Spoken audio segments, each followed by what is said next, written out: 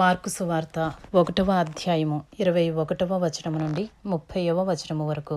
అంతటి వారు కపెర్నహూములోనికి వెళ్ళిరి.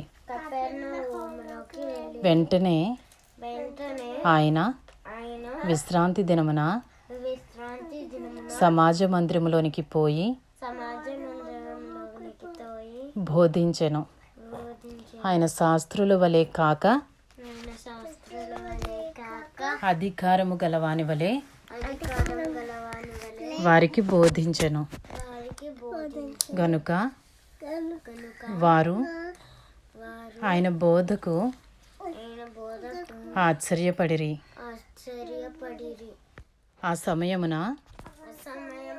వారి సమాజ మందిరములో అపవిత్రాత్మ పట్టిన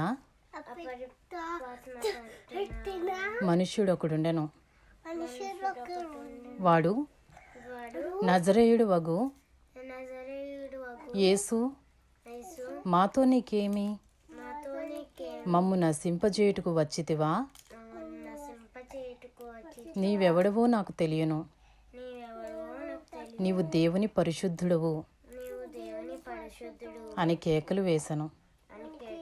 అందుకు యేసు, ఊరకుండుము, వానిని విడిచిపొమ్మని దానిని గద్దింపగా ఆ అపవిత్రాత్మ వానిని విలవిలలాడించి పెద్ద కేక వేసి వాని విడిచిపోయెను. అందరూ విస్మయముంది, ఇదేమిటో, ఇది క్రొత్త బోధగా ఉన్నదే. ఈయన అధికారముతో అపవిత్రాత్మలకును ఆజ్ఞాపింపగా అవి ఆయనకు లోబడుచున్నవని ఒకనితో ఒకడు చెప్పుకునిరి. వెంటనే ఆయనను గూర్చిన సమాచారము త్వరలో గలిలయ ప్రాంతములందంతటా వ్యాపించెను. వెంటనే వారు సమాజ మందిరములో నుండి వెళ్ళి